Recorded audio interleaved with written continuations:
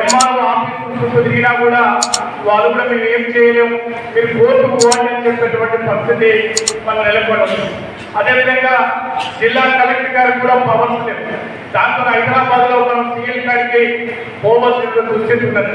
అందువల్ల ధరణిలో ఒక సరి నెంబర్లో తప్పు వస్తే, ఒక సరి నెంబర్లో పంచాయతీ కోర్టు పోతే పూర్తిగా సరి నెంబర్ అంతా కూడా బ్లాక్ చేయడం జరిగింది. అనేక మంది పాపం ఏదైనా అవసరం వచ్చి అమ్ముకుంటామంటే కూడా ఆ సరి నెంబర్ ఉన్న పూలు అమ్ముకుంటానికి అవకాశం లేదు. కనీసం ఎక్కువ 10 ఎకరాల రైతుకు 5 ఎకరాలు తప్పు పడ్డది, పేర్లు తప్పు పడ్డాయి. అయినా కూడా ఆ రాష్ట్ర ప్రభుత్వంలో ధరణి వల్ల ఎవ్వరు కూడా దాన్ని పరిష్కారం చేయలేటువంటి దశ లేదు. తీవ్ర ఇబ్బందులకు గురైంది. ఇంకా అతి ముఖ్యమైన దుర్మార్గం ఏంటంటే మన తెలంగాణ రాష్ట్రంలో అనేక సంవత్సరాలుగా ఒక భూమి మీద ఎవరు సాగు చేస్తూ ఒక కాలం ఉండేది. ఆ రాష్ట్ర ప్రభుత్వం టీఆర్ఎస్ గవర్నమెంట్ వచ్చిన తర్వాత సాగు కాలాలను తీసేసాడు. ఎందుకంటే మనకు కొంత అర్థమయ్యేది, ఇప్పుడు సాగులో ఉండడా భూమి పట్టా మీద ఉండడం కొంత అర్థమయ్యేది. సాగు కాలం తీసేయడం మూలంగా తీవ్ర ఇబ్బందులు వచ్చిన అందువల్ల ఈ ధరణి అనేది ఒక పెద్ద ప్రమాదకరంగా ఇబ్బంది అయిన తరుణంలో ఆనాడు రాష్ట్ర పిసిసి ప్రెసిడెంట్ ఉన్నటువంటి రేవంత్ రెడ్డి గారు ఈ ధరణిని మేము వచ్చిన తర్వాత తీసేస్తామని చెప్పడం జరిగింది. ఇవాళ మళ్ళీ దాని స్థానంలో ఈ భూభారత చట్టం తీసుకురావడం జరిగింది. ఈ భూభారత్లో ఇలా తహసీల్దార్ గారికి అదేవిధంగా ఆర్డీఓ గారికి జిల్లా కలెక్టర్ గారికి సమస్యలు పరిష్కారం చేసేందుకు అవకాశాలు ఉన్నాయి. అదేవిధంగా పీఓటీ కానీ లేకపోతే అనేక రకాల అసైన్మెంట్ ల్యాండ్ విషయంలో కూడా ఈ భూభారత్లో అనేక మార్గాలు ఉన్నాయి. అందువల్ల సోదరులారా ఇవాళ తీసుకున్నటువంటి చట్టం మీద సరి అయిన అవగాహన కలిగి ఉంది.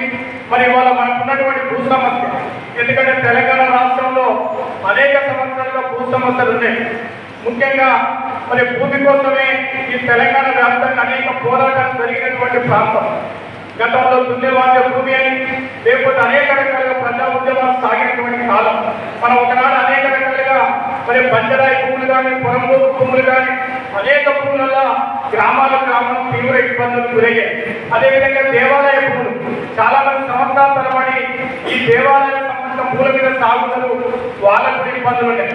అందువల్ల ఇవన్నీ కూడా అంశాలతో ముడిపడింది కనుక ఈ భూభారత చట్టం వల్ల అన్ని సమస్యలకు పరిష్కారం విధంగా ఇవాళ రెవెన్యూ జిల్లా కలెక్టర్ గారికి ఎంఆర్ఓ తహసీల్దార్ గారికి అవకాశం ఉన్నది. అందువల్ల ఈ భూభారత చట్టం అవగాహన చేసుకొని సమస్యలు పరిష్కారమయ్యే విధంగా జిల్లా వ్యాప్తంగా రాష్ట్ర వ్యాప్తంగా ఈ భూభారత జరుగుతాం. నిజంగా భూభారత సదస్సులో ఈ జిల్లాలో పెద్ద ఎత్తున, ఎందుకంటే చూశాను ఇది 2వ మీటింగ్ నేను రావడం, చందంపేట మండలానికి నాకంటూ కళ్ళ ముందే కలెక్టర్ గారు పోవడం జరిగింది. అంటే ఎంత ఇప్పుడు మనకి ఉన్నటువంటి మహిళా మన రైతులే ఇవాళ ఇప్పుడు వచ్చాం, కానీ పాప జిల్లా కలెక్టర్ గారు మనకంటే కూడా అంతకంటే ముందే వచ్చి ఈ సదస్సును ఉపయోగించుకోవాలి, రైతాంగాన్ని చెప్పాలి, కొద్దిగా భూ సమస్యను పరిష్కారం విధంగా ఆలోచన చేయనటువంటి అంశం మీద వారు చాలా విస్తృతంగా గతంలో పనిచేసిన ములుగు ప్రాంతాల్లో కూడా నిజంగా ఆ ప్రాంతంలో కూడా అనేక రకాలుగా అవేర్నెస్ తీసుకొచ్చే సందర్భం ఉండడం జిల్లా కూడా రావడం చాలా గొప్పగా మనం భావిస్తూ ఈ భూభారత చట్టాన్ని ఉపయోగించుకొని భూ సమస్యల పరిష్కారం వైపు ఆలోచించాలి. గతంలో ఉన్నటువంటి ఇబ్బందులు కాకుండా దీని పరిష్కారం వైపు ఆలోచన చేసుకుందాం. అదేవిధంగా ఈ ప్రాంతంలో ముఖ్యమైన సమస్య మన ప్రాంతంలో వాగు, ఇది మునుగోడు నియోజకవర్గం పూర్తిగా ఫ్లోరైడ్ పీడిత ప్రాంతం. ఎందుకంటే దాదాపు 500-700 అడుగులు వేస్తే కూడా నీళ్లు రానటువంటి ప్రాంతం. ఉద్యోగంలో ఉన్నటువంటి మన వాగు, ఇది 10 వరకు ప్రాంతం వాగున్నది. ఈ వాగు మొత్తం కూడా మనం చూస్తుంటేనే మాయమైపోతాం. కాబట్టి వాగుని రక్షించుకోవడానికి కొద్దిగా ప్రభుత్వ అధికారులు దీన్ని చర్య తీసుకోవాలి. ఎక్కడైతే కబ్జాలు కాకుండా ఆక్రమణలు కాకుండా ఈ వాగుని కాపాడుకుంటే మన ప్రాంతంలో భూగర్భ జలాలు కాపాడుతుందుకు అవకాశం ఉందని సందర్భంగా నేను గుర్తు చేస్తా ఉన్నాను. అదేవిధంగా ఈ ప్రాంతంలో మనకు అనేక సంవత్సరాలుగా ప్రాజెక్టుల కోసం మనం అనేక రకాలుగా ప్రజా ఉద్యమాలు నిర్మించాం. సరే ఇవాళ ఈ రాష్ట్ర ప్రభుత్వం కూడా ప్రతిష్టాత్మకంగా ప్రాజెక్టుల కోసం ఆలోచన చేస్తామని మన శాసనసభ్యులు రాజగోపాల్ రెడ్డి గారు కూడా ప్రత్యేకంగా ఈ ప్రాజెక్టు తీసుకురావాలి, మనం ఈ టైంలో ప్రాజెక్టు సాధించాలన్నటువంటి ఒక దృఢ సంకల్పంతో కూడా మన శాసనసభ్యులు రాజగోపాల్ రెడ్డి గారు ఉన్నారు. అందువల్ల మనం అందరం కూడా ఈ ప్రభుత్వం ఇవాళ గత ప్రభుత్వం ఎక్కడి నుండి నీళ్ళు తీసుకురావాలి డిపిఆర్ కూడా ఆమోదించలేదు. ఇవాళ రాష్ట్ర ప్రభుత్వం 1800 కోట్ల రూపాయలతోని ఒట్టమనే ఎదుల నుంచి తీసుకురావడానికి కూడా ఒక డిపిఆర్ ఆమోదించడం జరిగింది. అందువల్ల టీడీఎస్ పనుల పథకం కూడా మన ప్రాంతానికి సాగునీరు వస్తే మన భూములన్నీ కూడా పచ్చడి పొలాలుగా మారే అవకాశం ఉంది. అందువల్ల సాగునీరు లేక మరి సాగునీరులో ఫ్లోరైడ్ ఉంది. ఈ ప్రాంతంలో కూడా హైదరాబాద్ దగ్గర కూడా సంవత్సరాల తరబడి మనం వెనుకబడిపోయాం. అందువల్ల రాబోయే కాలంలో ఈ ప్రాజెక్టుల విషయాలు కానీ అనేక విషయాలలో మరి సాధించుకోవడానికి మన ప్రయత్నం జరగాలని సందర్భం గుర్తు చేస్తూ, అదేవిధంగా ఈ ప్రభుత్వం మరి ముఖ్యంగా ప్రాజెక్టుల విషయాలు కానీ మరి ఇవాళ ఉన్నటువంటి పద్ధతులు మనకు ఈ ఇందిరమ్మ ఇల్లు కూడా మరి గ్రామాలలో వస్తూ ఉన్నాయి. అందువల్ల అరువులకు ఎందుకంటే గత ప్రభుత్వంలో అది దళిత బంధు వచ్చినా, రేషన్ కార్డు వచ్చినా, లేకపోతే ఏదో వచ్చినా గులాబీ కన్వో చేస్తున్న వాళ్ళ పార్టీ ఆఖరికి అగ్రికల్చర్ ద్వారా ట్రాక్టర్లు వచ్చినా కూడా వాళ్ళ కార్యకర్తలు పెట్టుకున్నటువంటి ఆనవాయితీ ఉన్నది.